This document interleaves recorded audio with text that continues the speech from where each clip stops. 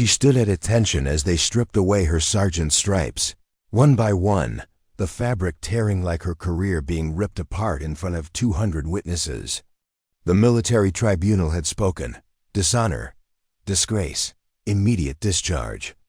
But when they ordered her to remove her uniform jacket and General Hawthorne caught sight of the small tattoo on her shoulder, his face went white as winter snow. That ink wasn't some random design from a weekend in town. It was a mark that fewer than 12 people in the entire U.S. military were authorized to bear. And seeing it changed everything. Before we jump back in, tell us where you're tuning in from, and if this story touches you, make sure you're subscribed, because tomorrow, I've saved something extra special for you. Want to know what that tattoo meant and why a disgraced soldier suddenly became the most important person in that courtroom? Hit subscribe and tell us in the comments what country you're watching from. Let's begin. The morning sun cast long shadows across the parade grounds of Fort Meridian as Captain Lydia Vance walked the final steps of her military career. The October air was crisp, carrying the scent of fallen leaves and the distant sound of morning reveille echoing across the Colorado mountains. Her boots clicked against the concrete with mechanical precision, each step measured and deliberate. Even as her world crumbled around her, behind her walked Military Police Sergeant Rodriguez and Corporal Barnes, their expressions carefully neutral, as they escorted her toward the administrative building where her fate awaited. The building loomed ahead, all red brick and government efficiency, its windows reflecting the early morning light like watching eyes. Other soldiers moved about their daily routines, but Lydia could feel their stares, hear the whispered conversations. That stopped when she passed at 28. Captain Vance had been the youngest officer to ever lead Echo Company's specialized reconnaissance unit. Her auburn hair was pulled back in regulation style, her uniform pressed to perfection, despite knowing it would be the last time she'd wear it with honor. Green eyes that had seen too much held steady forward, refusing to acknowledge the shame that was supposed to consume her. The charges were serious: insubordination, failure to follow direct orders, unauthorized engagement with enemy forces. On paper, they painted the picture of a reckless officer who'd compromised her unit and endangered lives. The evidence seemed clear, the witnesses credible, the verdict inevitable. Even her own defense attorney had advised her to accept the plea bargain, to take the dishonorable discharge and avoid the possibility of prison time. But Lydia knew what the tribunal didn't: that sometimes the right choice looks exactly like the wrong one on an official report. Fort Meridian's parade ground was already filling with personnel as they approached the main building. Word had spread quickly through the base grapevine. A decorated officer being stripped of rank wasn't something that happened every day, and the spectacle drew curious onlookers like moths to flame. Some faces showed sympathy, others satisfaction, but most displayed the careful neutrality of soldiers who understood that careers could end with a single misstep. The administrative building's main hall had been converted into a makeshift courtroom for the proceedings. Folding chairs arranged in precise rows faced a raised platform where 3 officers sat behind a simple wooden table. Colonel Matthews presided over the tribunal, flanked by Major Kim and Lieutenant Colonel Foster. Their ribbons and decorations caught the fluorescent light, a rainbow of service and achievement that stood in stark contrast to what was about to happen to Lydia. Behind them, almost as an afterthought, sat General Thomas Hawthorne. He'd arrived unexpectedly that morning, claiming routine inspection duties, but everyone knew that 3-star generals didn't travel from the Pentagon for routine anything. His presence added weight to the proceedings, making it clear that this case had drawn attention from the highest levels of command. The gallery filled quickly with soldiers, officers, and base personnel. Some were there out of curiosity, others from a sense of duty to witness justice being served. A few faces in the crowd belonged to members of Echo Company, soldiers who had served under Lydia's command and still believed in her leadership despite the charges. Sergeant First Class Torres sat in the third row, his jaw tight with barely controlled anger. He'd been with Echo Company for 6 years and had never served under a more competent or caring officer. Behind him, Specialist Nakamura clutched a tissue, her young face streaked with tears she was trying hard to hide. They all knew what Captain Vance had done, and they all knew it was the right thing, regardless of what the official report said. "All rise," announced the bailiff as Colonel Matthews called the proceedings to order. The room fell silent except for the shuffle of feet and the rustle of uniforms as everyone stood. Lydia remained at attention, her eyes fixed on a point somewhere above the tribunal's heads, her face a mask of controlled composure. "Captain Lydia Vance," Colonel Matthews began, his voice carrying the weight of military authority, "you have been found guilty by this tribunal of willful disobedience of orders, conduct unbecoming an officer, and endangering the lives of personnel under your command during Operation Silent Thunder conducted on September 15th in the Kandahar province." Words hung in the air like smoke from a funeral pyre. In the gallery, Specialist Nakamura's quiet sob was the only sound that broke the oppressive silence. Colonel Matthews continued, reading from the prepared statement with mechanical precision. "The sentence of this tribunal is immediate reduction in rank to private, forfeiture of all pay and allowances, and dismissal from service with a dishonorable discharge. The sentence will be carried out immediately." Sergeant Rodriguez stepped forward with a small pair of scissors, the metal gleaming under the harsh fluorescent lights. The ceremonial stripping of rank was always conducted with surgical precision, each cut deliberate and final. First came the captain's bars from her collar, the silver rectangles falling to the floor with tiny metallic clinks that seemed to echo through the silent room. Next were the unit patches, carefully cut away from both shoulders of her Army combat uniform. The 10th Mountain Division patch that she'd worn with pride for 4 years fell away like autumn leaves. The Ranger tab that had taken her 3 attempts to earn was removed with clinical efficiency. Each piece of fabric that defined her identity as a soldier was systematically destroyed. General Hawthorne watched from his position behind the tribunal, his weathered face impassive but his eyes alert. He'd seen countless military careers end. Over the decades, had presided over his share of disciplinary actions, but something about this case bothered him. The efficiency of the proceedings, the unanimity of the verdict, the careful way certain details had been omitted from the official record. It all felt too neat, too convenient. The final indignity came when Rodriguez gestured for Lydia to remove her uniform jacket. Standard procedure during reduction in rank required the complete removal of all military insignia, and that meant stripping down to her undershirt in front of the assembled crowd. It was designed to be humiliating, to mark the complete separation between the disgraced individual and the honor of military service. Lydia began to unbutton her jacket with the same precision she'd used for everything else in her military career. Her movements were controlled, dignified, refusing to give her accusers the satisfaction of seeing her break.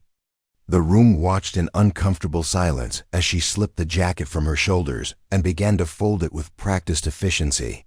That's when General Hawthorne saw it. There, on her left shoulder, barely visible beneath the edge of her olive-drab undershirt, was a small tattoo.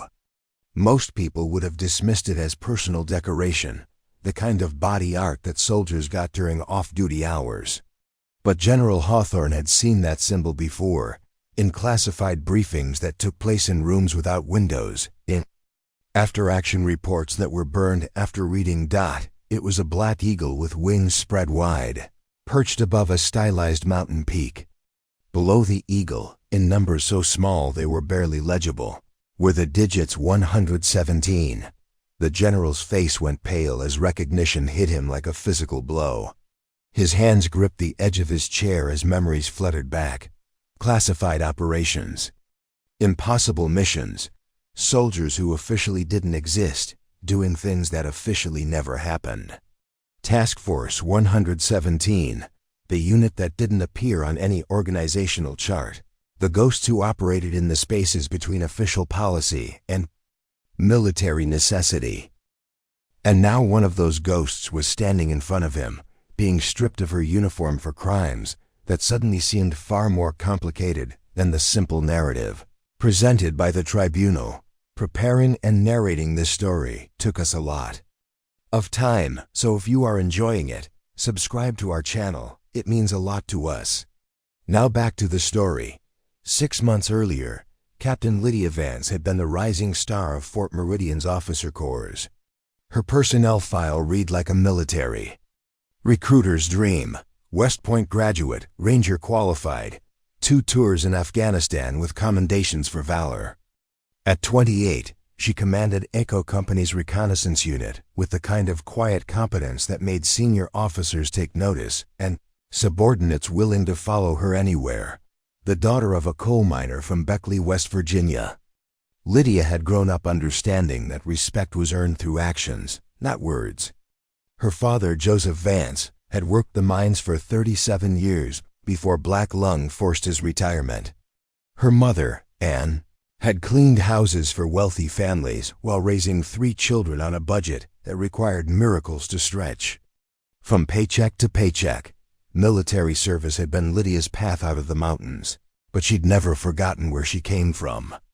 She sent money home every month, had paid for her younger brother's college tuition, and still called her parents every Sunday without fail. The values instilled in those West Virginia hills: loyalty, hard work, and protecting those who couldn't protect themselves, had shaped every decision she'd made in uniform. Fort Meridian sprawled across 12,000 acres of Colorado wilderness, nestled in a valley surrounded by peaks that touched the sky. Established in 1943 as a training facility for mountain warfare, it had evolved into one of the Army's premier special operations training centers. The base housed everything from basic mountaineering courses to classified programs that prepared soldiers for missions the public would never hear about. Echo Company operated from a cluster of buildings on the western edge of the main base, close enough to the mountains for immediate access to training areas, but isolated enough to maintain operational security. The unit's official designation was Advanced Reconnaissance Training, but everyone knew they did more than train. When situations arose that required surgical precision and absolute discretion, Echo Company received the call. Lydia's office was spartanly furnished: a metal desk, 2 chairs, a filing cabinet, and a wall covered with topographical maps of various mountain ranges around the world. The only personal touches were a photograph of her parents standing outside their small frame house, and a piece of coal from her father's last day in the mines, polished smooth and used as a paperweight. She'd earned her soldiers' respect the hard way, by being better than them at everything she asked them to do. When Echo Company ran their weekly 12-mile mountain march, Captain Vance was at the front, setting the pace. When they practiced technical climbing on the sheer faces of Devil's Tower, she was the first one up the rope. Her philosophy was simple: never ask your people to do something you won't do yourself. Sergeant First Class Miguel Torres had been her right hand for 3 years, a former Marine who'd transferred to the Army for special operations opportunities. Torres brought 15 years of combat experience and an intuitive understanding of small unit tactics. He was built like a prize fighter, with hands that could thread a needle or break a man's neck with equal precision. Most importantly, he understood that Captain Vance's unorthodox methods usually saved lives.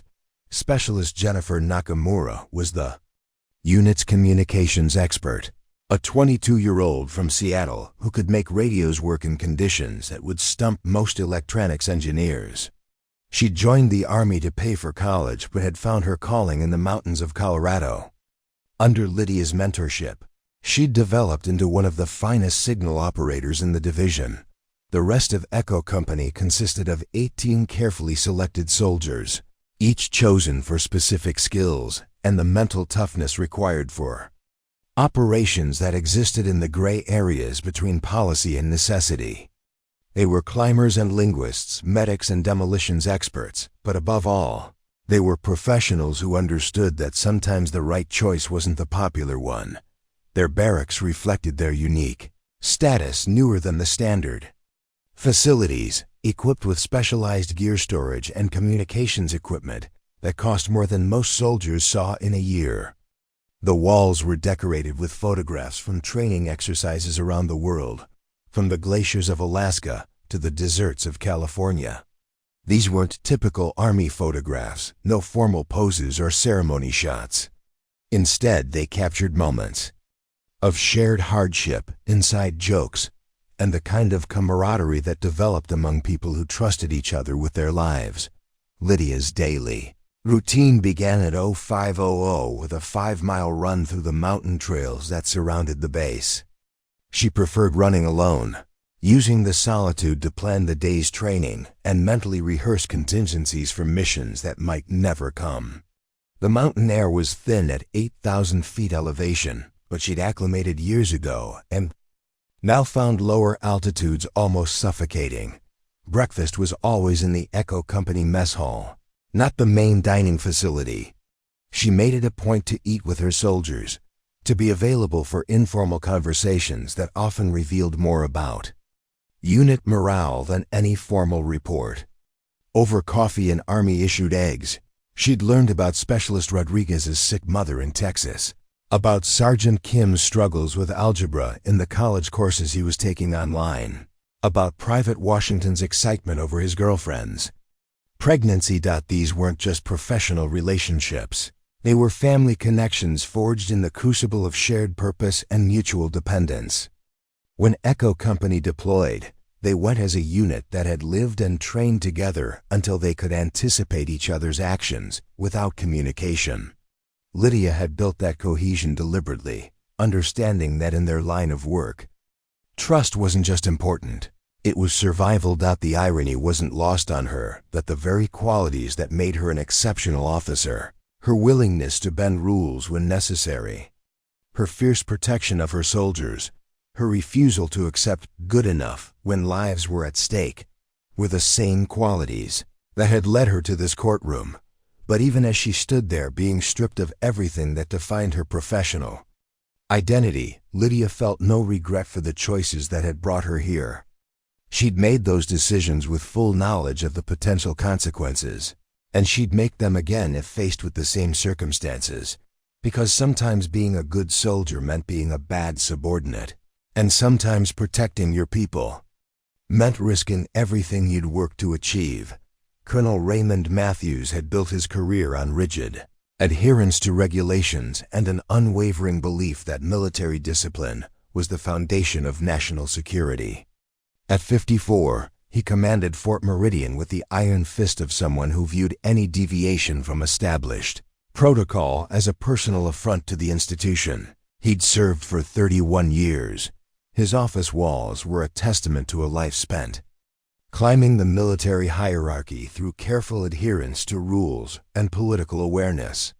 Commendation ribbons formed precise rows above his desk, each one earned through competent but unremarkable service in assignments that never required him to make the hard choices that defined true leadership.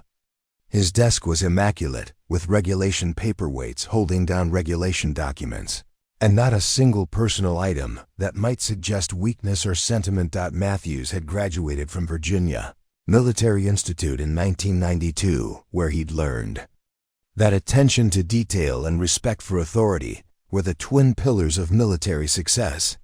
His classmates remembered him as the cadet who reported uniform violations and insisted on military bearing even during off-duty hours. He'd never seen combat. His assignments had always somehow placed him in rear echelon positions during conflicts, but he spoke about warfare with the theoretical confidence of someone who'd studied it extensively from the safety of staff positions. The colonel's reputation throughout Fort Meridian was one of fair but inflexible enforcement of military standards. He conducted surprise inspections with the enthusiasm of a detective seeking evidence of misconduct. His morning briefings were legendary for their attention to minutiae, soldiers' haircut compliance, The precise angle of flag displays, the proper starching of uniforms. To Matthews, these details weren't trivial. They were the visible manifestations of the discipline that kept armies functioning. His relationship with Echo Company had always been strained. The unit's classified nature meant they operated under different rules, with mission requirements that often conflicted with standard base regulations. Their specialized training schedules disrupted his carefully planned base routines. Their unconventional methods and informal leadership style grated against his belief that military effectiveness came from standardization and predictability. Captain Vance, in particular, had been a source of ongoing frustration. Her soldiers displayed an independence of thought that Matthews found troubling. They asked questions instead of simply following orders. They adapted procedures based on mission requirements rather than regulatory compliance. Most troubling of all, they showed a personal loyalty to their commanding officer that seemed to supersede their respect for the chain of command above her. The colonel had first taken notice of Echo Company during a base-wide inspection 18 months earlier. While other units had lined up their equipment and regulation displays, Echo Company had arranged their gear for functional access during emergency deployment. When Matthews questioned this deviation from standard inspection protocol, Captain Vance had politely but firmly explained that their mission requirements took precedence over ceremonial presentations. That response had crystallized Matthews' concerns about the unit. In his worldview, there were no mission requirements that justified abandoning established procedures. The Army had regulations for every conceivable situation, developed through decades of experience and refined through careful analysis. When officers started making exceptions based on their personal judgment, the entire system of military discipline began to crumble. His suspicions about Echo Company had been reinforced during his staff meeting 6 months before the current proceedings. The base's intelligence officer had briefed the senior staff on increased insurgent activity in several overseas theaters, noting that special operations units might receive deployment orders with minimal advance notice. When Matthews had suggested that all units should undergo additional regulatory compliance training before deployment, Captain Vance had quietly questioned whether administrative preparation should take precedence over tactical readiness. The exchange had been respectful but pointed. Vance had noted that her soldiers were already operating at peak efficiency, and that additional bureaucratic requirements might actually degrade their operational effectiveness. Matthews had responded that military effectiveness began with military discipline, and that units who couldn't maintain proper administrative standards were unlikely to perform effectively under combat conditions. That philosophical difference had come to define their relationship. Matthews saw Vance as a competent but dangerously independent officer who needed closer supervision and stricter guidance. Vance, for her part, viewed the colonel as a well-meaning administrator who'd never faced the kinds of situations that required immediate decisions based on incomplete information and competing priorities. The colonel's concerns had intensified when Echo Company returned from their most recent deployment to Afghanistan. The official after-action reports had been heavily classified, but Matthews had noticed subtle changes in the unit's demeanor. They seemed more insular, more protective of their operational details. Captain Vance had submitted her reports through classified channels that bypassed his normal review process, leaving him with only sanitized summaries that raised more questions than they answered. When the first allegations about Echo Company's conduct during Operation Silent Thunder began to surface, Matthews had felt a grim satisfaction that his concerns had been validated. The accusations painted a picture of a unit that had operated outside established parameters, making tactical decisions without proper authorization and engaging enemy forces in contradiction to their stated mission objectives. Evidence seemed overwhelming. Radio intercepts showed Captain Vance had ignored direct orders from higher command. Witness statements indicated her unit had deviated from their assigned patrol routes. Most damning of all, the operation had resulted in civilian casualties. That could have been avoided if proper procedures had been followed. For Matthews, the case represented everything wrong with the modern military's tolerance for individualistic leadership. Officers like Vance might be popular with their soldiers and effective in narrow tactical situations, but their disregard for proper channels and established procedures created risks that extended far beyond their immediate commands. When officers started believing they could make unilateral decisions based on their personal assessment of field conditions, the entire command structure was threatened. The colonel had personally ensured that the investigation into Echo Company's conduct was thorough and impartial. He'd requested investigators from outside Fort Meridian to avoid any appearance of command influence. He'd insisted that all evidence be carefully documented and that proper legal procedures be followed throughout the process. When the evidence pointed toward Captain Vance's culpability, he'd supported the decision to convene a formal tribunal. In Matthews' mind, the current proceedings weren't about punishing a good officer who'd made a mistake. They were about reinforcing the principle that military effectiveness depended on respect for authority and adherence to established procedures.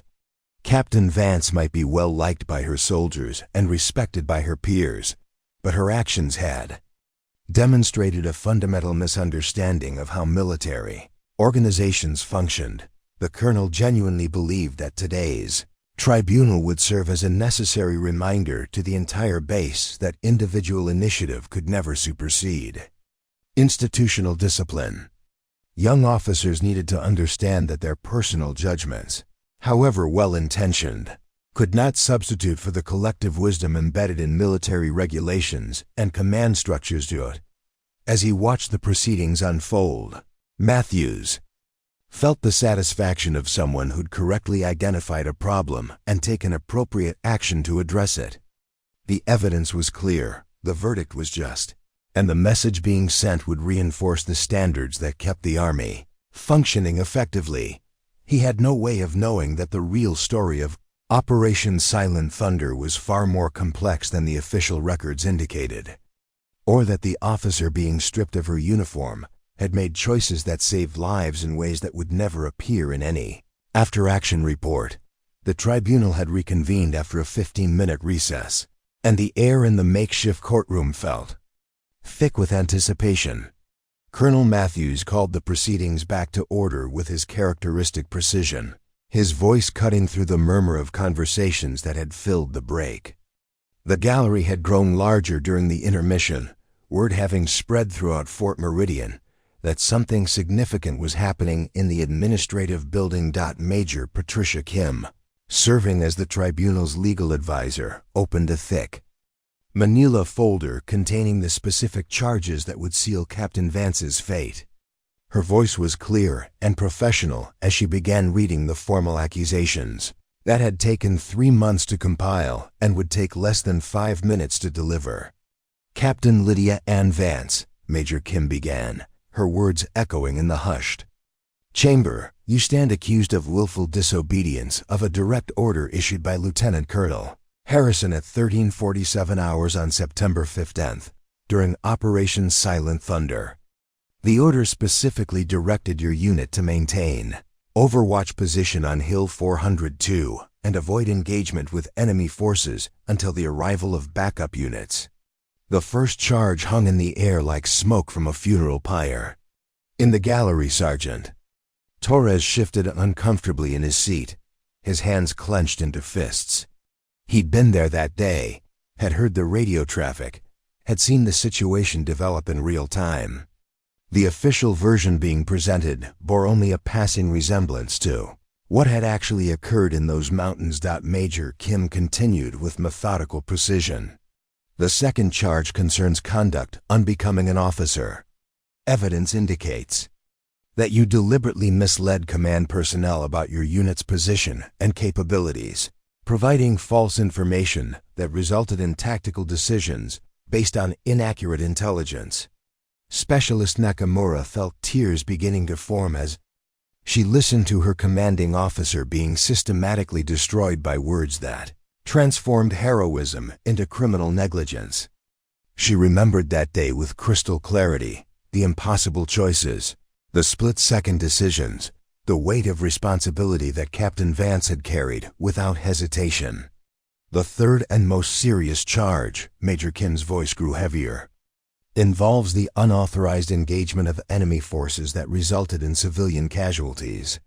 Your actions directly contradicted established rules of engagement and created an international incident that required diplomatic intervention at the highest levels of government. The accusations painted a picture of reckless leadership and flagrant disregard for military authority. To anyone not familiar with the actual circumstances of Operation Silent Thunder, Captain Vance appeared to be exactly the kind of officer who gave independent command a bad reputation. Someone who'd let personal judgment override institutional wisdom with catastrophic results. Colonel Matthews nodded approvingly as each charge was read. The case was proceeding exactly as he'd hoped, with clear documentation of the defendant's failures and unambiguous evidence of her unfitness for continued service. This tribunal would serve as a teaching moment for every officer at Fort Meridian about the consequences of placing personal initiative above proper channels. Captain Vance stood throughout the reading of charges with the same steady composure she'd maintained since entering the room. Her posture remained erect, her expression neutral, giving no indication of the emotions that had to be churning beneath the surface. To the casual observer, she appeared either remarkably composed or dangerously indifferent to the gravity of her situation. When Major Kim finished reading the charges, Colonel Matthews leaned forward slightly, his voice taking on the tone of someone delivering a lesson that needed to be learned. Captain Vance, these are serious allegations that strike at the heart of military discipline and the chain of command that keeps our forces effective. Do you understand the nature of these charges? Yes, sir, Lydia replied, her voice steady and clear. Two words that carried no defensiveness, no plea for understanding, just simple acknowledgement of what was being said about her. And do you understand, Matthews continued, that your actions on September 5th violated direct orders from your superior officer and endangered both military personnel and civilian populations? This was the moment when most defendants would begin to offer explanations, to plead circumstances or request consideration of mitigating factors. Instead, Captain Vance remained silent for several heartbeats before responding with the same measured tone. I understand the charges as they've been presented, sir. The careful phrasing wasn't lost on anyone in the room. She wasn't admitting guilt, but neither was she offering the kind of elaborate defense that might indicate panic or desperation. Her response suggested someone who understood exactly what was happening and had made peace with the consequences. Colonel Matthews felt a flicker of irritation at her composure. He'd expected either defiance or contrition, not this unsettling calm that made it difficult to read her state of mind. Captain, this tribunal has reviewed extensive evidence regarding your conduct during Operation Silent Thunder. Radio transcripts, witness statements, after-action reports from multiple sources. The picture that emerges is one of an officer who consistently placed her personal judgment above the collective wisdom of her superiors. Lieutenant Colonel Foster, who had remained silent through most of the proceedings, shifted uncomfortably in his chair. He'd served 2 tours in Iraq and understood that combat situations rarely unfolded according to the neat scenarios presented in Staff College exercises. The evidence against Captain Vance was certainly damning, but something about the case bothered him in ways he couldn't quite articulate. The evidence shows, Matthews continued, his voice gaining momentum, that you received clear instructions to maintain your position and avoid engagement. Instead, you chose to move your unit into an active combat zone without authorization, engaged enemy forces without proper clearance, and directly contributed to a situation that resulted in civilian casualties and international complications. For the first time since the proceedings began, Captain Vance's expression shifted slightly. Not defensiveness or anger, but something that might have been sadness. "Colonel, with respect, the situation on the ground was more complex than..." "Captain," Matthews interrupted, his tone sharp with authority, "this tribunal is not interested in your personal interpretation of events. We're concerned with your failure to follow direct orders and the consequences of that failure.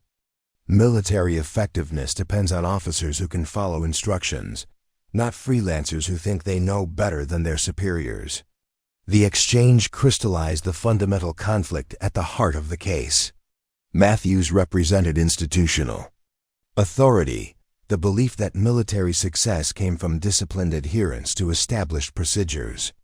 Vance embodied field leadership, the conviction that sometimes doing the right thing required breaking the rules.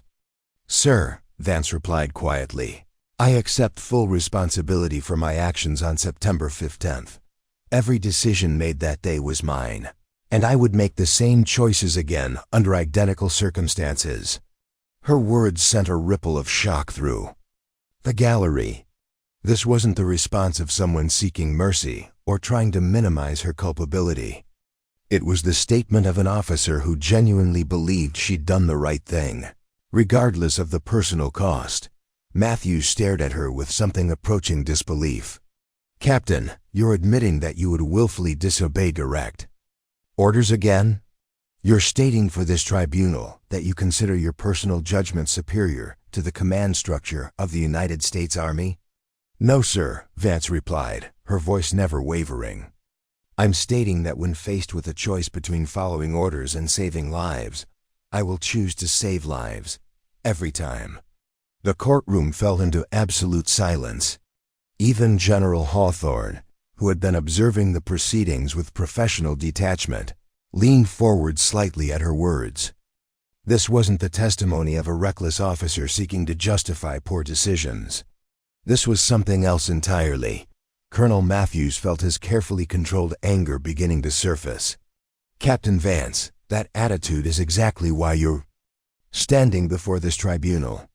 Military discipline exists because individual officers cannot be trusted to make tactical decisions based on incomplete information and emotional responses.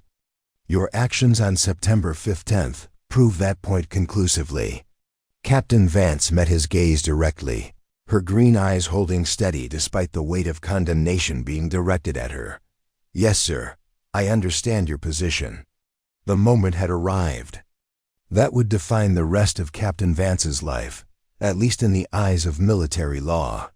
Colonel Matthews nodded to Sergeant Rodriguez, who stepped forward with the ceremonial scissors that would complete the final act of her professional destruction. The metallic gleam of the blades caught the fluorescent lighting as he moved with the mechanical precision required for such procedures. "Remove your jacket, Captain," Matthews ordered, his voice carrying the weight of institutional authority. This was always the most difficult part of reduction in rank ceremonies, the moment when the accused was required to participate in their own humiliation. The psychological impact was intentional, designed to reinforce the consequences of challenging military discipline. Lydia began unbuttoning her Army combat uniform jacket with the same deliberate care she'd shown throughout the proceedings. Each button was released with precision, her movements controlled and dignified despite the circumstances. The room watched in uncomfortable silence as she methodically worked her way down the front of the garment, her expression remaining neutral. Even as her career was systematically dismantled, the gallery observed with a mixture of fascination and discomfort. Some of the assembled soldiers had never witnessed a formal reduction in rank, and the ceremonial nature of the disgrace was more disturbing than they'd anticipated. Others, particularly the members of Echo Company, watched with barely contained emotion as their commanding officer was forced to participate in what felt like a ritualized betrayal of everything she represented. Specialist Nakamura had tears streaming down her face as she watched Captain Vance remove the jacket that had carried her through 2 combat deployments and countless training exercises. That uniform had been present during some of the most dangerous and heroic moments of her military career, and seeing it stripped away felt like watching history being erased. Sergeant Torres sat rigid in his chair, his jaw clenched so tightly that the muscles in his neck stood out like cables. He'd served under incompetent officers and political climbers, had seen good soldiers destroyed by bureaucratic machinery that valued compliance over competence. But he'd never witnessed anything as fundamentally wrong as what was happening to Captain Vance. As Lydia slipped the jacket from her shoulders, she maintained the same careful composure that had characterized her entire bearing throughout the tribunal. The SCU top came off with practiced efficiency, revealing the olive drab tie shirt that served as the base layer for military uniforms. For a moment, she stood there holding the jacket, looking almost smaller without the bulk of the military garment. The symbolism wasn't lost on anyone in the room. Without her rank insignia, unit patches, and military decorations, Captain Vance looked like any other soldier, unremarkable, ordinary, stripped of the visual indicators that marked her as someone worthy of respect and authority. It was exactly the effect that military justice intended to achieve. But as she began to fold the jacket with the same precision she'd applied to everything else in her military career, something shifted. The movement caused her t-shirt to pull slightly across her left shoulder, revealing what most people would dismiss as a simple tattoo. Personal decoration that soldiers often acquired during off-duty hours in towns near military bases. Image was small, no larger than a silver dollar, positioned where it would normally be concealed beneath a uniform. Most observers in the gallery couldn't see it clearly from their positions, and those who caught a glimpse would likely assume it was some personal symbol or decorative design that held meaning only to the wearer. General Hawthorne, however, had an unobstructed view from his position behind the tribunal table. His eyes, trained by decades of military service to notice details that others missed, focused on the dark ink that had become visible beneath the edge of Captain Vance's t-shirt. What he saw made his blood run cold and his hands grip the edge of his chair with enough force to whiten his knuckles. The tattoo depicted a black eagle with wings spread wide, its talons gripping a stylized mountain peak. The artwork was precise and professional, not the kind of amateur ink that soldiers sometimes acquired during Liberty weekends. Below the eagle, in numbers so small they were barely visible, were the digits 117, rendered in the same stark black as the bird above them. To anyone unfamiliar with certain classified military operations, the image would appear to be nothing more than personal decoration, perhaps a tribute to mountain training or an expression of patriotic sentiment. But General Hawthorne knew better. He'd seen that exact symbol before, in briefing rooms that required special clearances to enter, in after-action reports that were burned after reading, in personnel files that officially didn't exist. Task Force 117 had been dissolved 3 years earlier, its members reassigned to conventional units with their service records, sanitized to remove any reference to their previous activities. The unit had operated in the spaces between official policy and military necessity, conducting missions that required deniability and soldiers who could make impossible decisions under extreme pressure. The general's mind raced as implications cascaded through his consciousness like falling dominoes. If Captain Vance bore the mark of Task Force 117, then everything about this tribunal took on a different significance. The charges against her, the evidence that seemed so damning, the very nature of Operation Silent Thunder itself, all of it would need to be reconsidered in light of her true background. His hands began to tremble slightly as memories flooded back. He'd been a colonel then, serving in the Pentagon's Special Operations Command, when Task Force 117 had been activated for their final mission. The operation had been so sensitive that only a handful of people in the entire military hierarchy had been fully briefed on its objectives and parameters. The general forced himself to remain outwardly calm while his mind processed the ramifications of what he was seeing. If his suspicions were correct, then Captain Vance wasn't just any officer facing disciplinary action. She was one of the ghosts, one of the soldiers who'd been asked to do things that officially never happened, to make sacrifices that could never be publicly acknowledged. The tattoo represented more than unit affiliation. It was a mark of service in operations so classified that their existence was known only to a select few at the highest levels of government. The soldiers who bore that mark had earned it through missions that pushed the boundaries of what was considered possible, operating in situations where failure meant more than personal disgrace.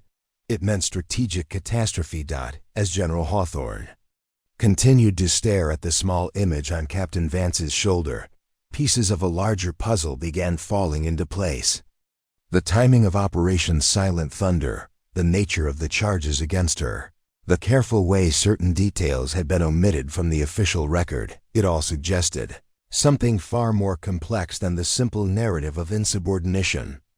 Being presented to the tribunal, Colonel Matthews, meanwhile, remained focused on the proceedings, unaware that the officer he was systematically destroying might be someone whose service record contained chapters that would never see daylight. The colonel continued with the ceremony, his attention fixed on the administrative details of military justice rather than the broader implications of what was unfolding before him. "Sergeant Rodriguez," Matthews instructed, "please complete the removal of all military insignia and decorations." But General Hawthorne was no longer listening to the proceedings. His attention was entirely focused on confirming what he thought he'd seen, on verifying whether the woman standing before this tribunal was indeed someone whose true service record would fundamentally change how her current situation should be understood.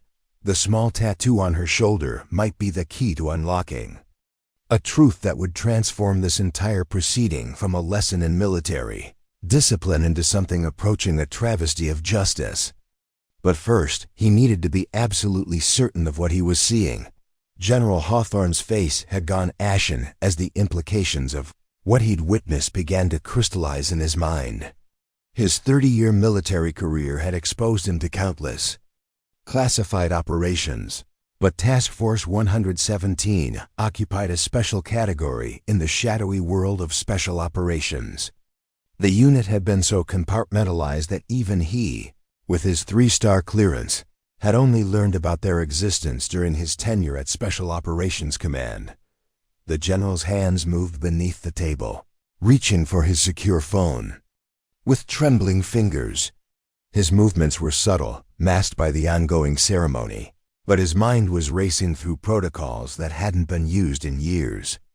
There were channels for this kind of situation, emergency procedures designed to prevent catastrophic mistakes when classified personnel were inadvertently exposed to conventional military justice, while Sergeant Rodriguez continued the systematic removal of Captain Vance's military insignia. General Hawthorne quietly activated an encrypted communication app that connected him directly to the Pentagon's Special Access Programs office. His message was brief but urgent. Immediate verification required. Personnel ID Lydia A. Vance, current assignment Fort Meridian. Possible TF-117 affiliation. Urgent response required. The response came back within 90 seconds, faster than any normal administrative query would warrant. The speed of the reply confirmed his worst fears even before he read the classified text that appeared on his screen. Confirmed. Subject bears SAP clearance level UMBRA. Immediate command review required. Contact designated authority, ASAP. General Hawthorne felt his stomach drop as if he'd stepped off a cliff. Umbra clearance was reserved for operations so sensitive that their very existence was known only to a select few individuals at the highest levels of government. Officers with that classification weren't supposed to be subject to conventional military justice without explicit authorization from the Secretary of Defense himself. He glanced around the courtroom, suddenly seeing the entire proceeding in a new light. Colonel Matthews continued directing the ceremony with bureaucratic precision, completely unaware that he was systematically destroying the career of someone whose service record contained operations that could destabilize international relations. If they became public knowledge, the general's phone buzzed again with another encrypted message. Brigadier General Patricia Chen en route via helicopter. ETA 23 minutes. Maintain current proceedings until arrival. Do not alert tribunal. Hawthorne recognized Chen's name immediately. She was the Pentagon's liaison for special access programs, the officer responsible for managing personnel transitions from classified units back into conventional service. If Chen was personally flying to Fort Meridian, then the situation was even more serious than he'd initially realized. Meanwhile, the ceremony continued with mechanical precision. Sergeant Rodriguez had finished removing the unit patches from Captain Vance's former jacket and was now working on the smaller insignia that marked her various qualifications and achievements. Each piece of fabric that fell to the floor represented years of training and service, credentials that had been earned through sacrifice and dedication. Captain Vance stood throughout the process with the same dignified composure she'd maintained since entering the courtroom. Her expression remained neutral, giving no indication of the internal conflict that had to be raging as her professional identity was systematically erased. To most observers, she appeared either remarkably composed or disturbingly indifferent to her fate. But General Hawthorne was no longer seeing a disgraced officer accepting the consequences of poor judgment. He was seeing a soldier who'd been asked to carry secrets that could never be shared, who'd made decisions in situations that civilians couldn't imagine, who was now being punished for actions that might have been heroic if the full context could ever be revealed. The general's mind went back to his briefings about Task Force 117's final operation. The unit had been tasked with a mission so sensitive that success or failure would never be publicly acknowledged. The soldiers involved had been told explicitly that they were being sent into a situation where they might have to choose between following orders and preventing a humanitarian catastrophe.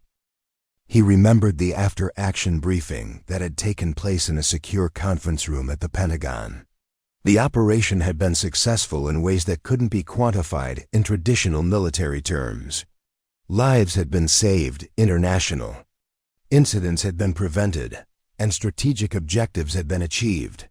But the cost had been measured in ways that would never appear in official records. The soldiers of Task Force 117 had been quietly reassigned to conventional units with their service records scrubbed clean of any reference to their classified activities. They'd been told that their sacrifices were appreciated but could never be acknowledged, that their heroism would remain forever hidden behind walls of national security classification. Now, as General Hawthorne watched Captain Vance being stripped of her uniform, he realized that one of those hidden heroes was being destroyed by the very system she'd served with such distinction. The irony was almost unbearable. A soldier who'd risked everything for her country was being punished for the same kind of moral courage that had made her valuable for classified operations. His phone buzzed with another message. Background brief. Subject's TF-117 service included Operation Mountain Shield, Operation Desert Veil, and Operation Silent Thunder. Classification level requires immediate intervention. The general's blood ran cold as he read the last line. Operation Silent Thunder hadn't been Captain Vance's failure. It had been her final mission as part of Task Force 117. The charges against her weren't based on insubordination or poor judgment. They were based on a fundamental misunderstanding of what had actually occurred in those Afghan mountains. He looked across the courtroom at Colonel Matthews, who was explaining to the gallery the importance of military discipline and the consequences of placing personal judgment above institutional authority. The colonel's words took on a bitter irony when viewed against the reality of Captain Vance's true service record. General Hawthorne realized he was witnessing something approaching the tragedy of errors. A classified operation had been misinterpreted by conventional intelligence analysts who lacked the clearance to understand its true nature.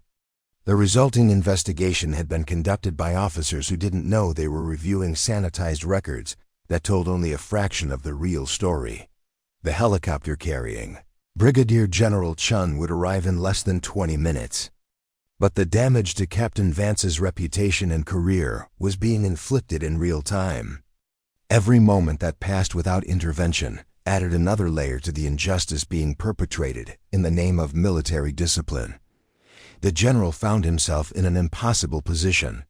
He couldn't reveal what he knew without violating classification protocols that were designed to protect national security.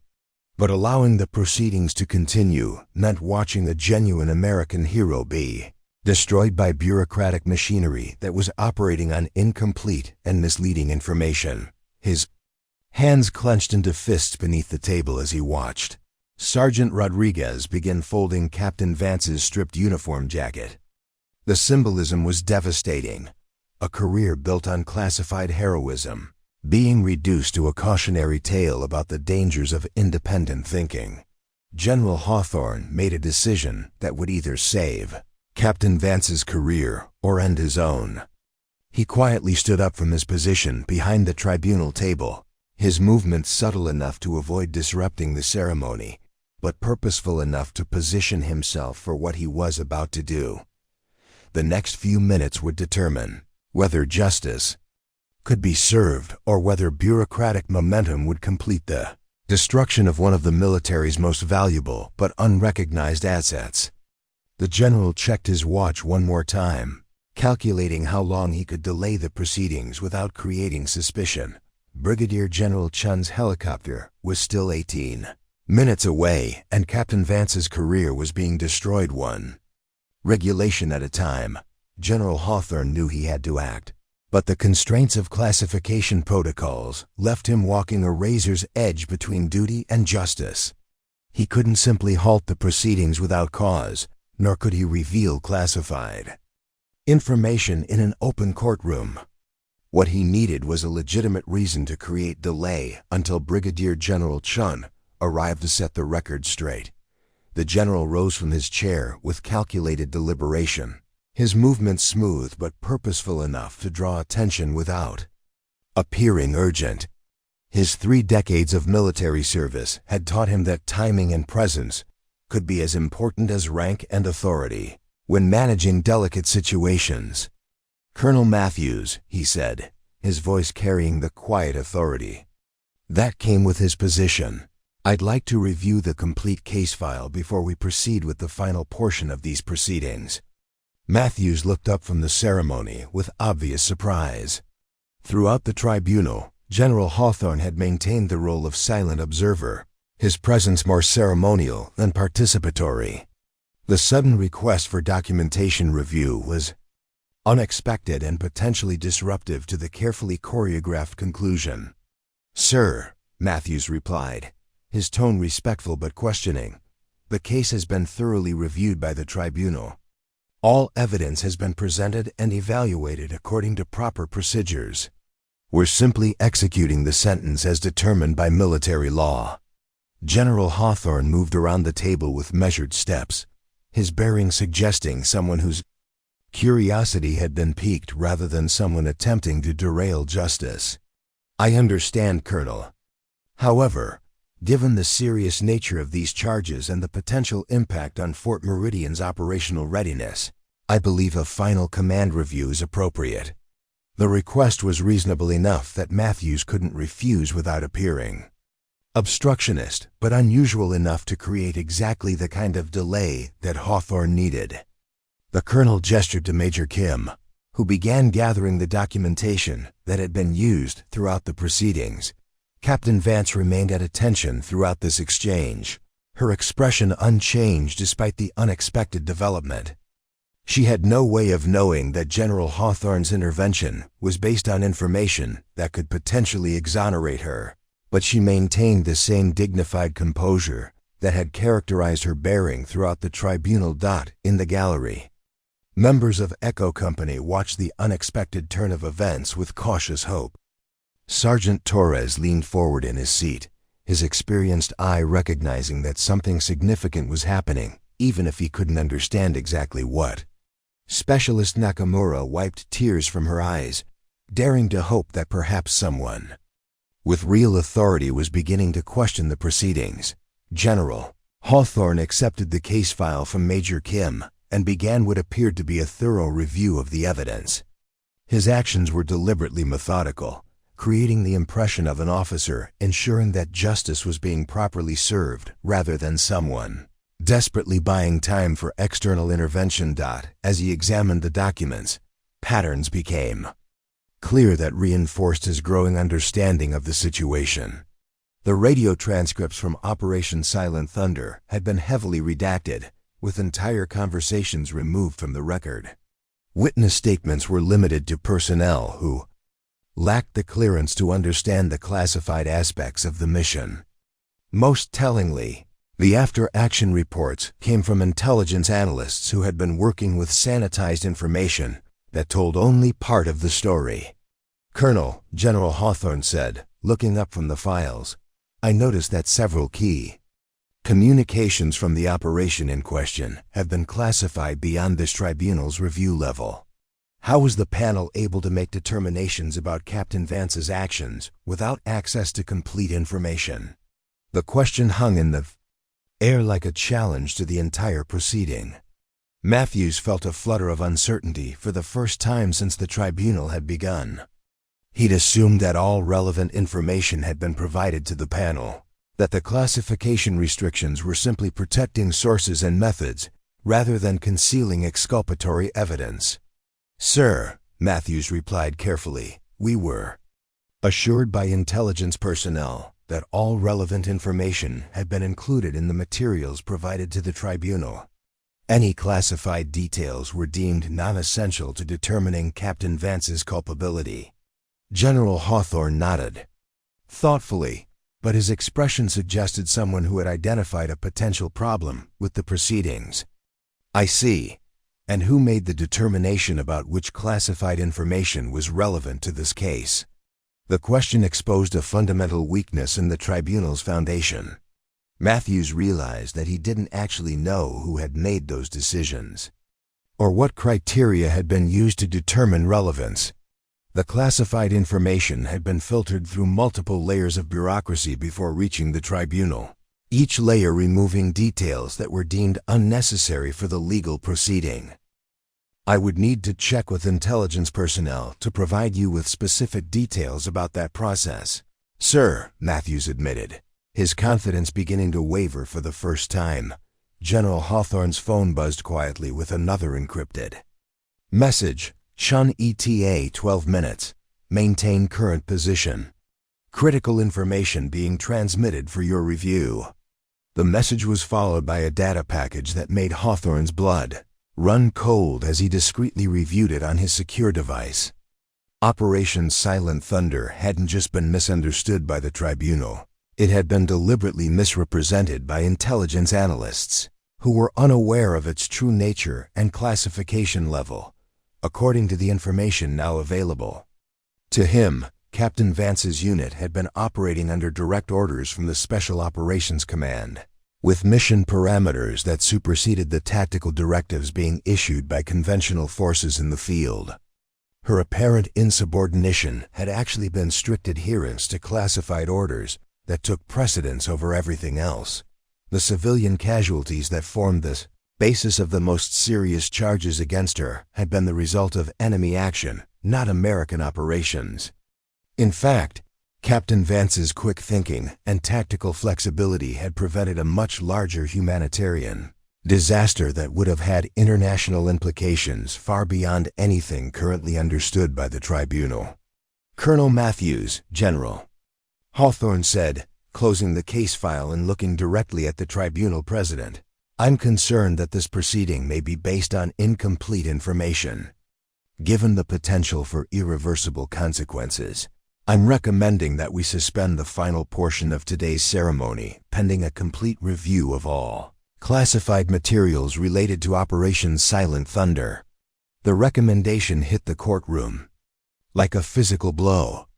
Matthews stared at the general with obvious confusion.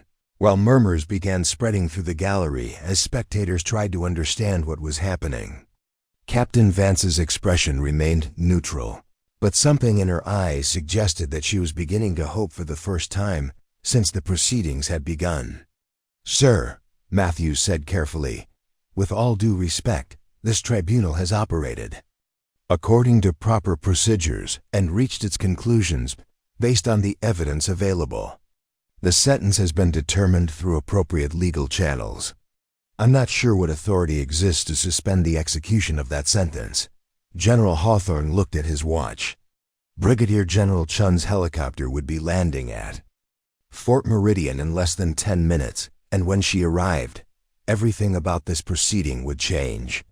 His job now was to prevent any irreversible actions until the full truth could be revealed. "Colonel," he said with the quiet authority that came with 3 stars and decades of experience managing situations that existed in the gray areas between policy and necessity, "I'm exercising command prerogative to ensure that military justice is properly served. This suspension is temporary and will allow for the complete review that a case of this magnitude deserves." The tension in the courtroom was palpable as 2 different concepts of military authority came into direct conflict. Matthews represented the systematic application of military law according to established procedures. Hawthorne embodied the discretionary power that came with senior command responsibility. In the distance, the faint sound of helicopter rotors could be heard approaching Fort Meridian, carrying with it the truth that would either vindicate Captain Vance or confirm her guilt in ways that the current tribunal couldn't possibly understand. The sound of helicopter rotors grew steadily louder as Brigadier General Patricia Chun's aircraft approached Fort Meridian's landing pad.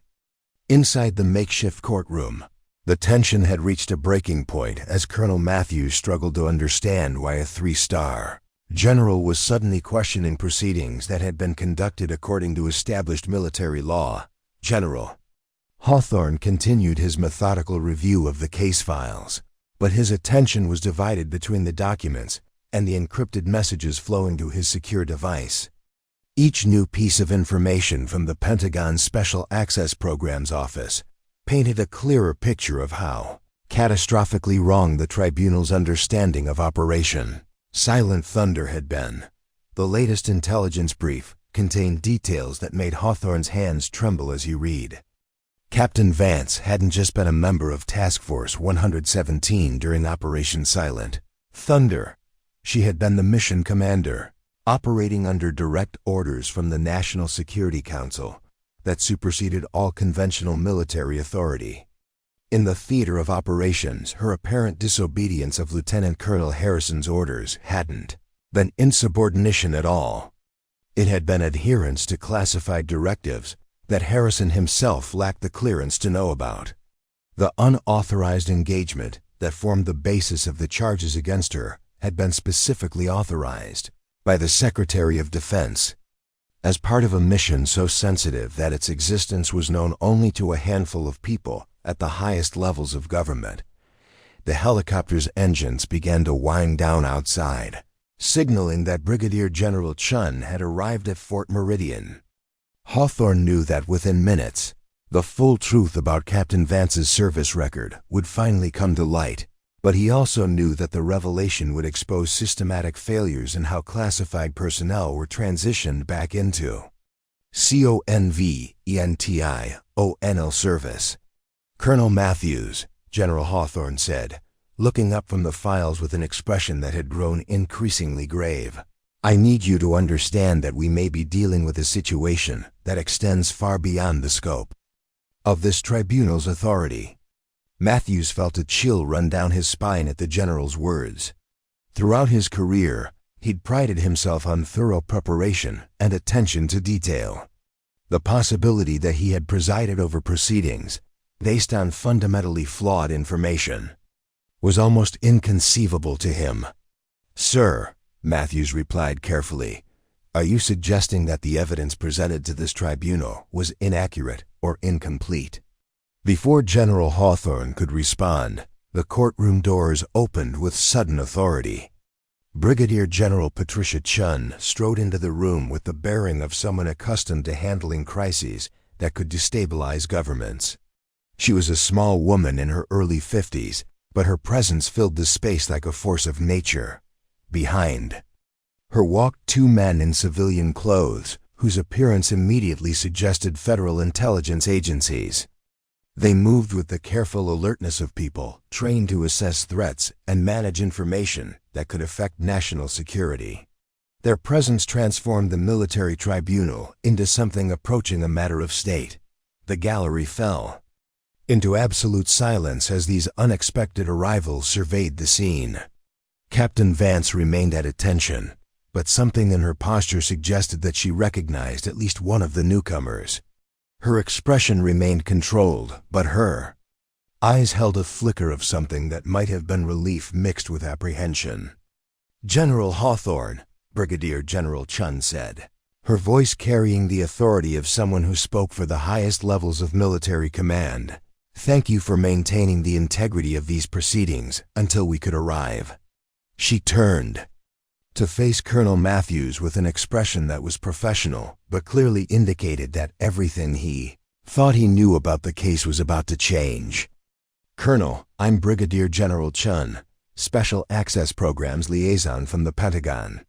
I need to inform you that these proceedings involve classified personnel and operations that were not properly identified during the initial investigation." Matthews felt the foundation of his certainty beginning to crumble.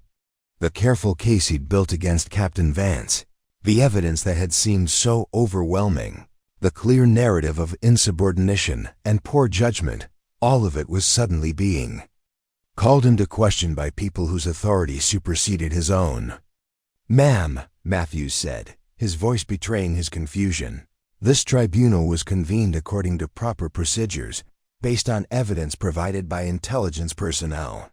If there were classification issues, we should have been informed before." The proceedings began. One of the civilian officials stepped forward, his credentials identifying him as Deputy Director Morrison from the Defense Intelligence Agency. His presence indicated that the situation involved more than simple military justice.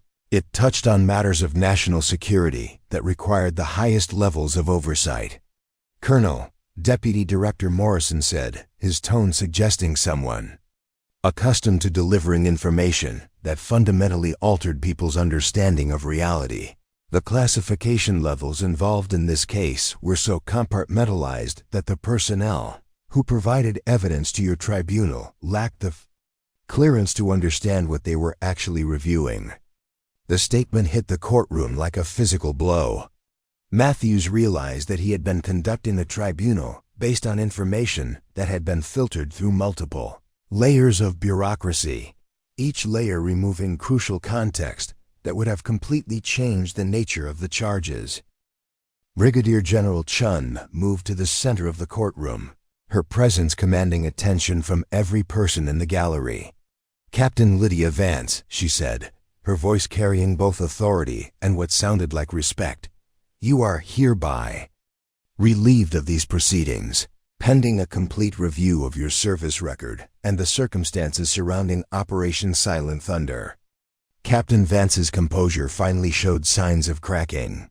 For the first time since entering the courtroom, her carefully controlled expression revealed the emotional toll that the proceeding had taken. She remained at attention, but tears began forming in her eyes as the weight of potential vindication began to sink in. "Furthermore," General Chun continued, turning back to address Colonel Matthews and the tribunal, "these proceedings are suspended pending a complete review of how classified personnel records were handled during the investigation that led to these charges." The implications were staggering. Not only was Captain Vance being relieved of the charges against her, but the entire system that had led to her prosecution was being called into question. The careful bureaucratic machinery that Matthews had trusted to provide accurate information had failed in ways that could have destroyed the career of someone whose service record contained operations critical to national security. Sergeant Torres stood up in the gallery, his face showing a mixture of relief and vindication. He'd known that something was fundamentally wrong with the charges against Captain Vance, but he'd lacked the authority or information to challenge the tribunal's findings. Now, watching federal officials take control of the situation, he felt a surge of hope that justice might finally be served. Specialist Nakamura was openly weeping now, but her tears had changed from sorrow to joy as she watched her commanding officer being treated with the respect that her service deserved.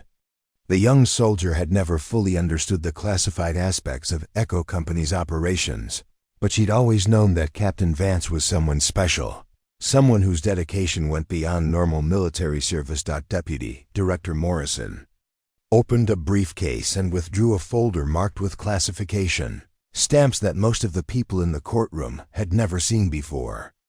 The documents inside contained the true story of Operation Silent Thunder and Captain Vance's role in preventing what could have been international catastrophe.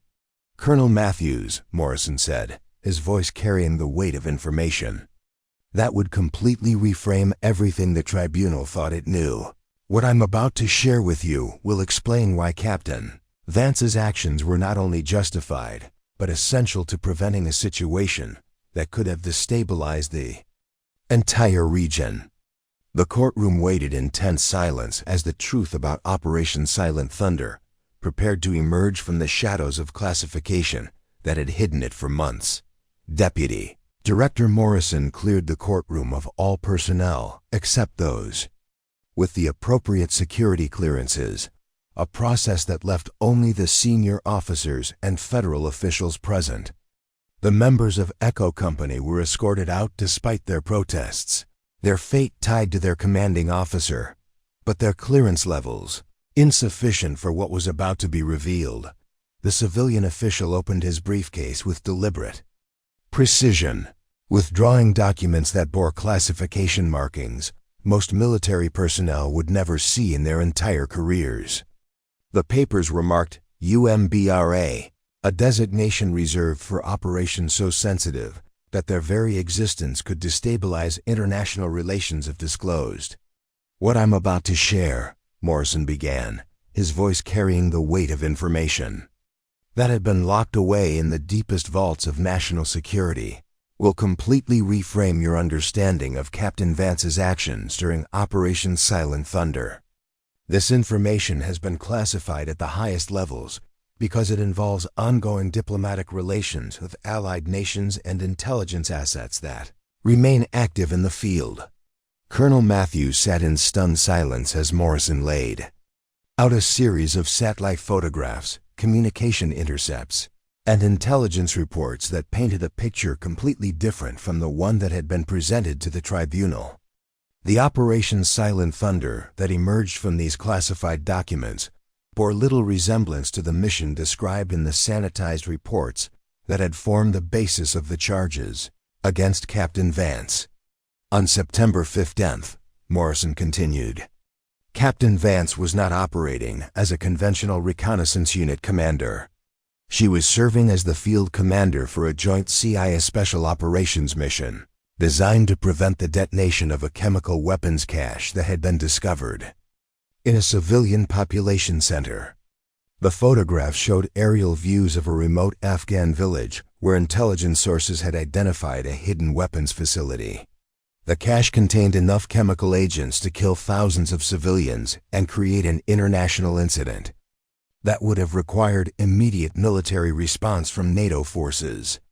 The mission parameters, Brigadier General Chun added, taking over the briefing with the authority of someone who had helped plan the operation, required Captain Vance to operate under cover of a routine patrol while actually coordinating with CIA assets on the ground to neutralize the chemical weapons before they could be moved or detonated. General Hawthorne leaned forward as the pieces of the puzzle finally came together. The apparent insubordination that had formed the basis of the charges against Captain Vance had actually been her following classified orders that superseded all conventional military directives in the theater. Morrison produced a series of communication transcripts that had been deemed too sensitive for the original tribunal. The radio traffic showed Captain Vance receiving real-time intelligence updates about the chemical weapons facility and making tactical decisions based on information that her supposed superiors in the conventional chain of command didn't have access to. When Lieutenant Colonel Harrison ordered Captain Vance to maintain overwatch position, Chun explained he was operating under the assumption that Echo Company was conducting a routine reconnaissance mission. He had no knowledge of the chemical weapons cache or the classified mission parameters that required immediate action. The transcript of Captain Vance's response to Harrison's orders took on an entirely different meaning when viewed in proper context. Her apparent defiance had actually been a coded acknowledgement that she was operating under different authority while maintaining the cover story that protected the classified nature of her real mission. The civilian casualties that formed the basis of the most serious charges, Morrison continued, his voice growing heavier, were not the result of American military action. They were caused by insurgent forces who discovered the chemical weapons facility and attempted to detonate it rather than allow it to fall into Allied hands. Satellite imagery showed the sequence of events that had unfolded in real time. Captain Vance's unit had been moving to secure the chemical weapons cache when insurgent forces arrived at the facility.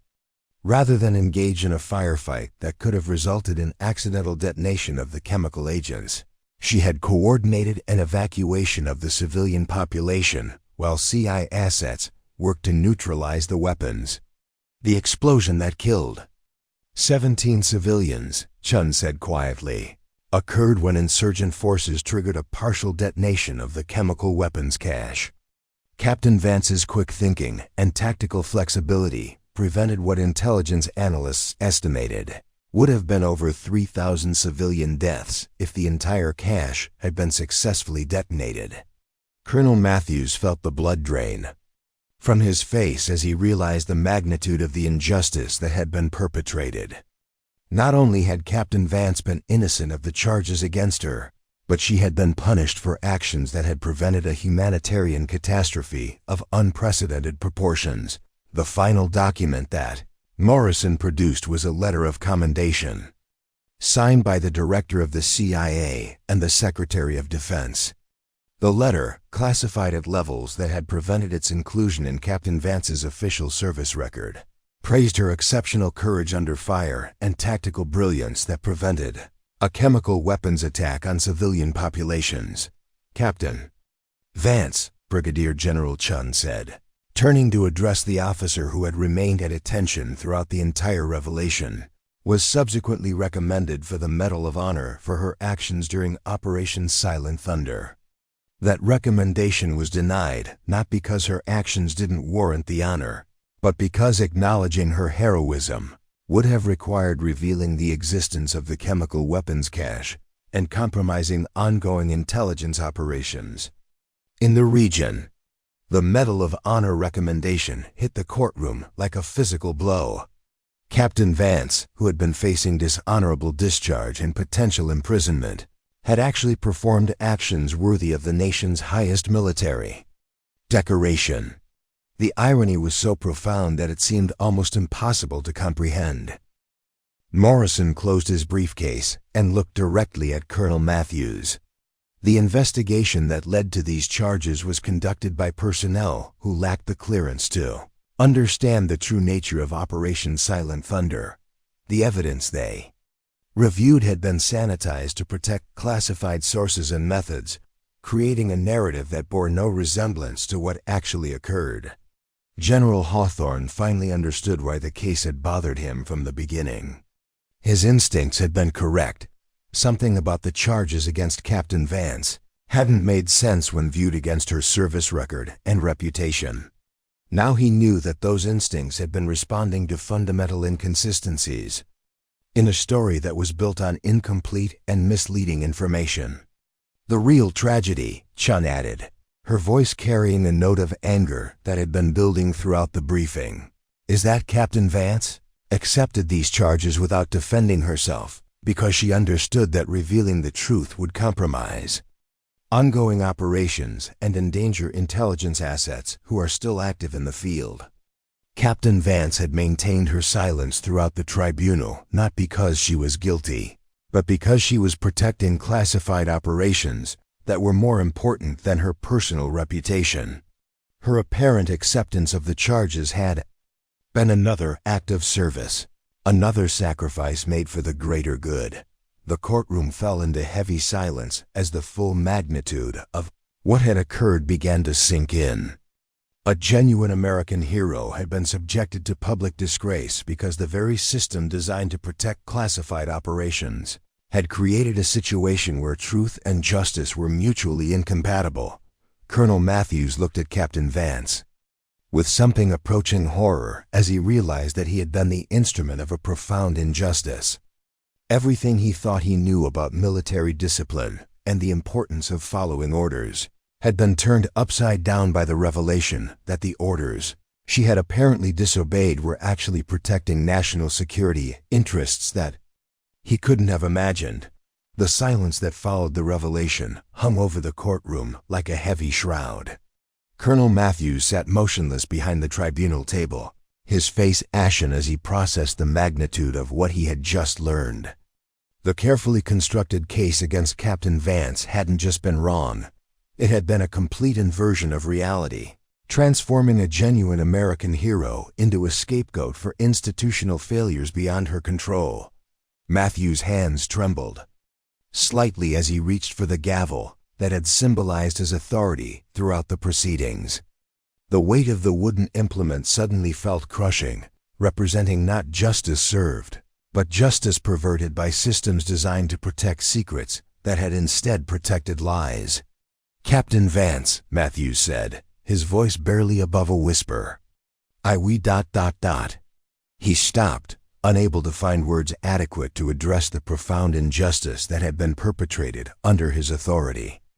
How do you apologize to someone whose heroism you've systematically destroyed, based on information that was fundamentally false? Brigadier General Chun stepped forward, her expression mixing professional composure with barely controlled anger at the systemic failures that had led to this moment. Colonel Matthews, what happened here today represents a catastrophic breakdown in how we manage the transition of classified personnel back into conventional service. The procedures that were supposed to protect Captain Vance instead created the conditions for her persecution. The weight of institutional responsibility settled on Matthews' shoulders like a physical burden. He'd prided himself on running proceedings that adhered to the highest standards of military justice, but those very standards had been corrupted by incomplete information and compartmentalized intelligence that bore no resemblance to reality. General Hawthorne rose from his position, his three-star authority now fully engaged in correcting what had become a travesty of justice. "Captain Vance," he said, his voice carrying the formal weight of command, "by the authority vested in me as commanding general of this military district, I hereby order the immediate restoration of your rank, privileges, and military honors."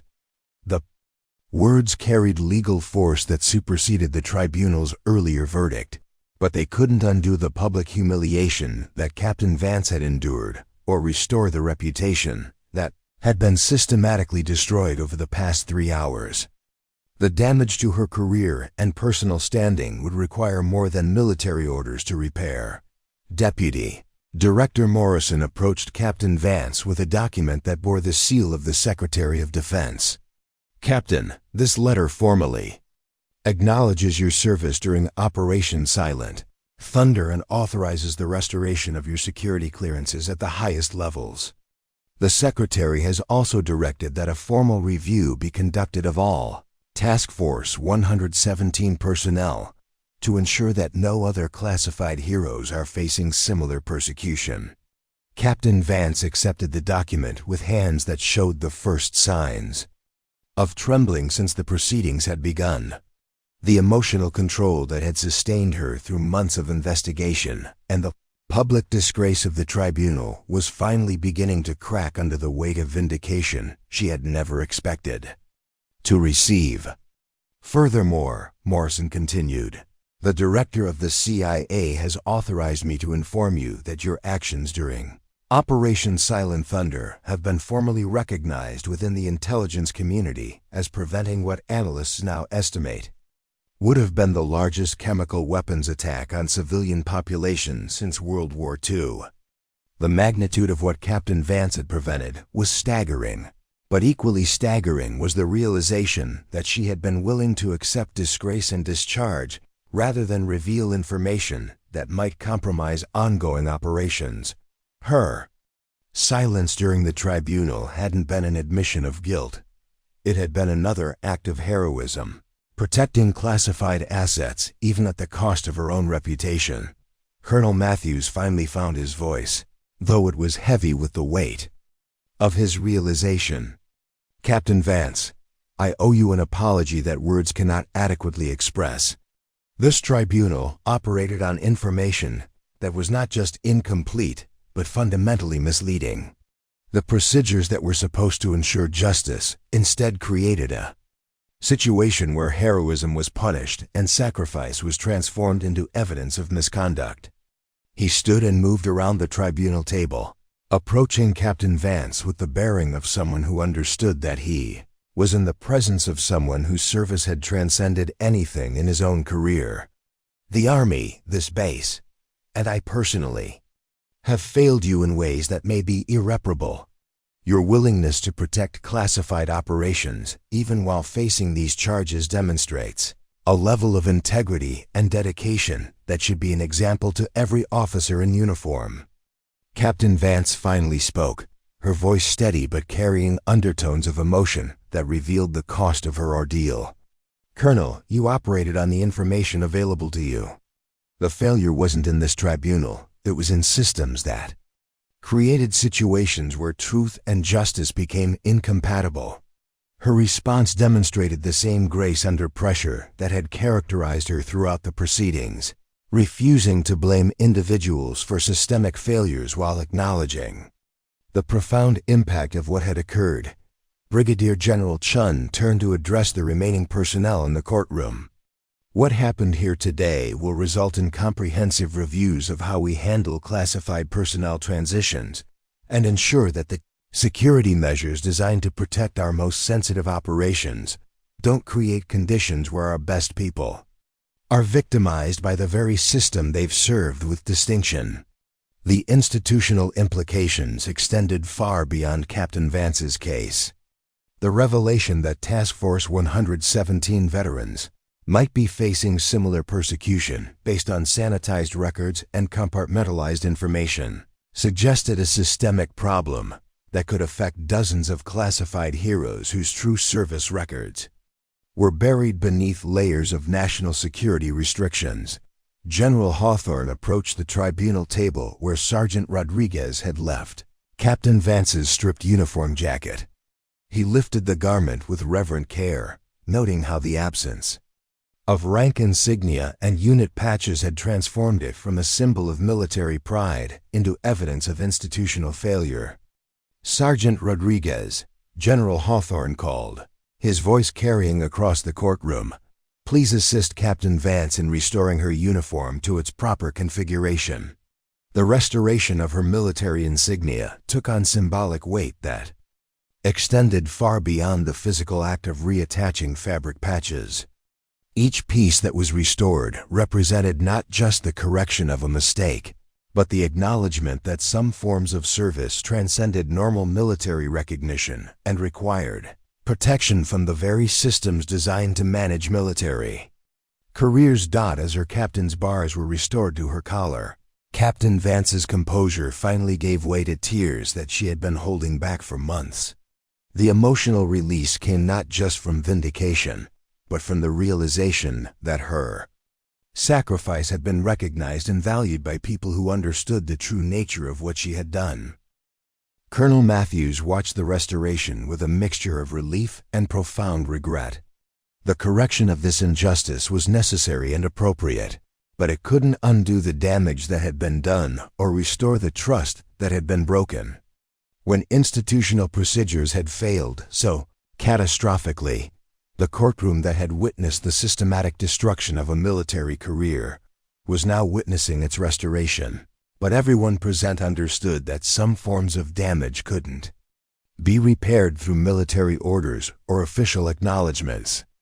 The scars left by this experience would remain long after the uniforms were corrected, and the records were amended. Captain Vance stood in her restored uniform, the fabric bearing once again the insignia that marked her as a leader of soldiers, and a guardian of secrets that most people would never know existed.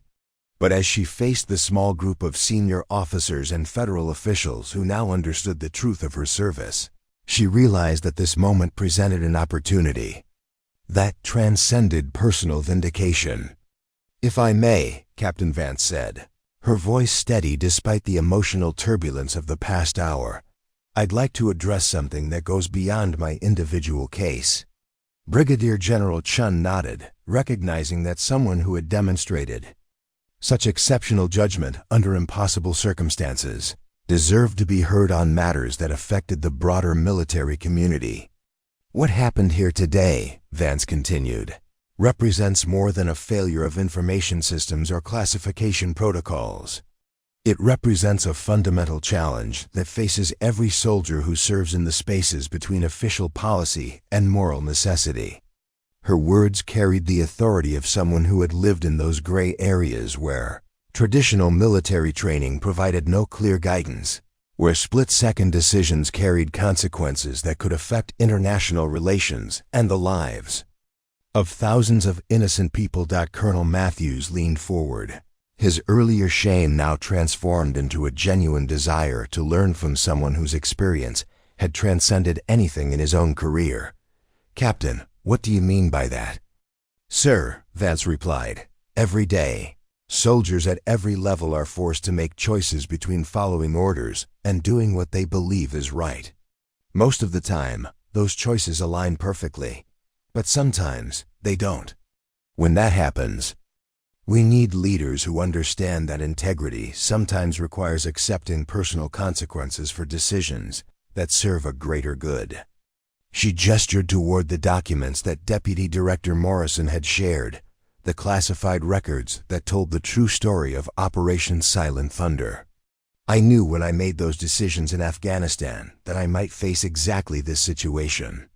I knew that the classified nature of the mission meant I might not be able to defend my actions if they were questioned later." General Hawthorne found himself studying Captain Vance with new respect. Her willingness to accept personal destruction, rather than compromise ongoing operations, represented a level of moral courage that was rare, even among the most decorated military personnel. "But here's what I want everyone in this room to understand," Vance continued, her voice growing stronger as she found her footing in this unexpected teaching moment. "The real test of military leadership isn't whether you can follow orders when they're clear and unambiguous. The real test is whether you can make the right choice when every option carries unacceptable consequences." She paused, her eyes moving around the room to make contact with each person present. "On September 15th, I had to choose between following conventional orders that would have resulted in the deaths of thousands of civilians, or taking actions that might destroy my career but would save innocent lives. For me, that wasn't really a choice at all." Deputy Director Morrison, who had spent his career managing intelligence operations that existed in similar moral gray areas, nodded slowly. "Captain, that kind of decision-making under pressure is exactly why personnel with your background are so valuable to national security operations. The ability to prioritize mission success over personal consequences is what separates exceptional operators from merely competent ones." But Captain Vance shook her head gently. "Sir, with respect, I don't want to be held up as some kind of exceptional case. What I did in Afghanistan was what any soldier should do when faced with similar circumstances. The problem isn't that I made an unusual choice. The problem is that our systems don't adequately prepare people for these situations or protect them when they arise." Her words hit the assembled officers with the force of fundamental truth. Military training focused heavily on following orders and maintaining discipline, but provided little guidance for situations where moral imperatives conflicted with institutional authority. "Colonel Matthews," Vance said, turning to address the officer who had presided over her tribunal, "you conducted these proceedings according to the information available to you and the procedures you were taught to follow. You weren't wrong to enforce military discipline. You were failed by systems that didn't provide you with the complete picture." Matthews felt a complex mixture of gratitude and continued shame at her words. She was offering him absolution for his role in her persecution, but that generosity only highlighted the magnitude of what she had endured. "What we need," Vance continued, "is better integration between classified operations and conventional military justice. We need procedures that protect both operational security and the people who risk everything to serve in classified roles. Most importantly, we need leaders at every level who understand that sometimes the right choice looks exactly like the wrong choice in an official report."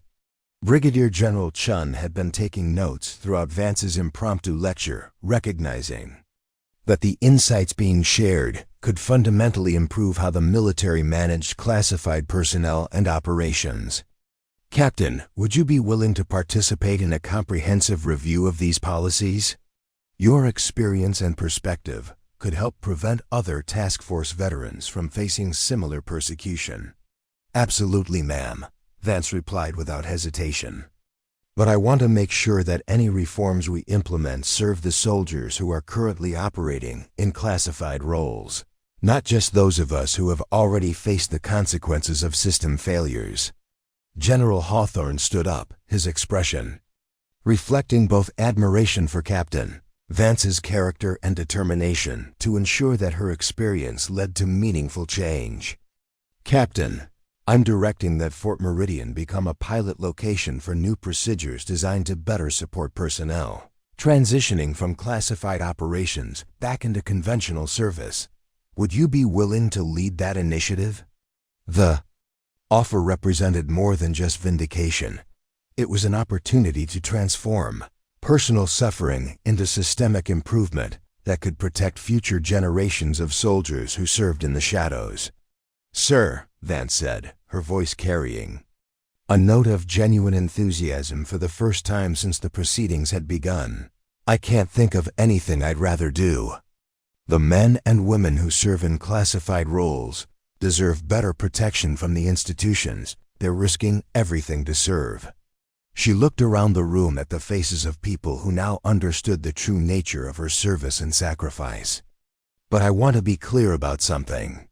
The soldiers of Echo Company who have stood by me throughout this ordeal, who believed in me even when the evidence suggested they shouldn't, they're the real heroes of this story. They demonstrated loyalty and faith under conditions that would have broken lesser people."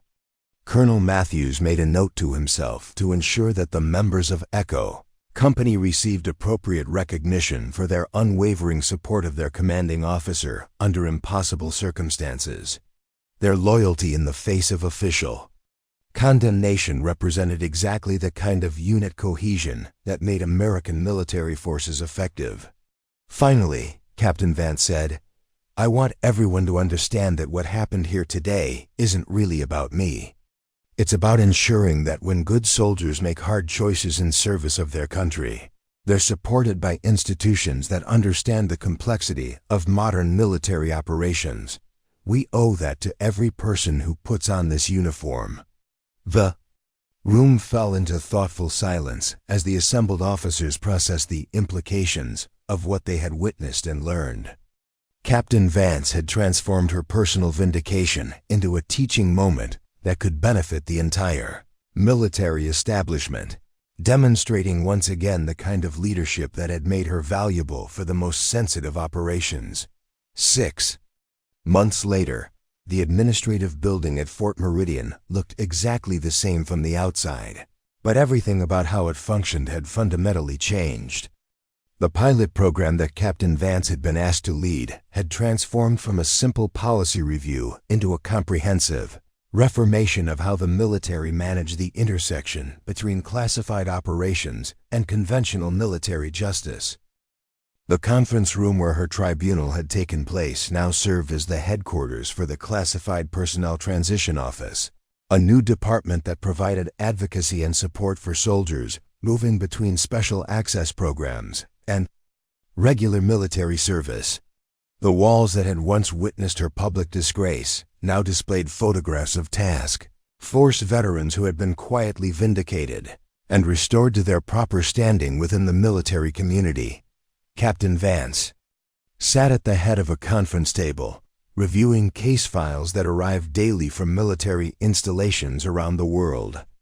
Each folder represented another soldier whose classified service had created complications with conventional military procedures, another person whose heroism existed in the shadows where recognition was impossible, but persecution was all too real. Sergeant Torres entered the office carrying a stack of new files.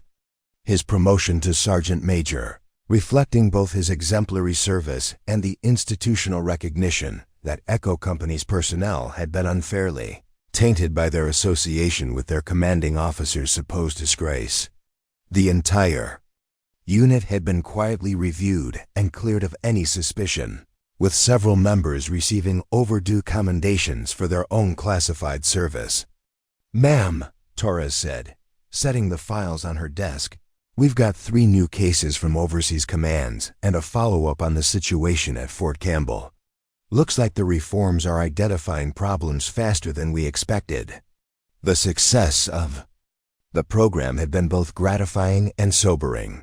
Every case they uncovered represented another soldier who had been failed by systems designed to protect national security, but which had instead created conditions for institutional injustice. The scope of the problem had been far broader than anyone had initially realized. Specialist Nakamura, now Sergeant Nakamura, and serving as the office's senior communications coordinator, looked up from her computer where she was coordinating with Pentagon officials about policy implementations across all service branches. "Captain, General Chun's office called. They want to brief you on the congressional testimony next week." The reforms initiated at Fort Meridian had gained attention at the highest levels of government, with congressional oversight committees requesting detailed explanations of how classified personnel had been systematically failed by the very institutions they served. Captain Vance's testimony before Congress would mark the first time many of these issues had been discussed in an open forum, albeit with careful attention to classification requirements. Through the conference room windows, Captain Vance could see the parade ground where her uniform had been stripped away in what seemed like another lifetime. The space now hosted monthly ceremonies recognizing task force veterans whose service could finally be acknowledged, at least within the military community. These quiet celebrations served as both vindication for past injustices and warnings against future institutional failures. Colonel Matthews appeared in the doorway, his expression carrying the mixture of professional respect and personal remorse that had characterized his interactions with Captain Vance since the truth about Operation Silent Thunder had emerged. His role in her persecution had become a defining moment in his career, but rather than seeking to minimize his responsibility, he had become one of the strongest advocates for the reforms she was implementing. "Captain," Matthews said, "I wanted to update you on the training program we discussed. The Judge Advocate General's Corps has agreed to incorporate classified personnel awareness into their standard curriculum. Future military lawyers will receive specific training on how to identify cases that might involve special access programs." The integration of classification awareness into legal training represented one of the most significant long-term reforms to emerge from Captain Vance's experience. It ensured that future tribunals would have the knowledge and procedures necessary to avoid the kind of catastrophic misunderstanding that had nearly destroyed her career. General Hawthorne entered the office behind Matthews, his presence still commanding but now tempered with the kind of humility that came from witnessing institutional failure and working to prevent its recurrence. His support for the reform program had been unwavering, using his 3-star authority to overcome bureaucratic resistance and ensure that changes were implemented rapidly across the entire military structure. Captain Vance, General Hawthorne, sighed. "I've just received confirmation from the Secretary of Defense. The program you've developed here at Fort Meridian will be expanded to every major military installation within the next 18 months. Your experience is going to protect soldiers you'll never meet from injustices they'll never face because of the work you're doing now." The expansion of the program represented validation that personal suffering could be transformed into institutional improvement that served the greater good. But Captain Vance knew that the real measure of success wouldn't be found in policy documents or organizational charts.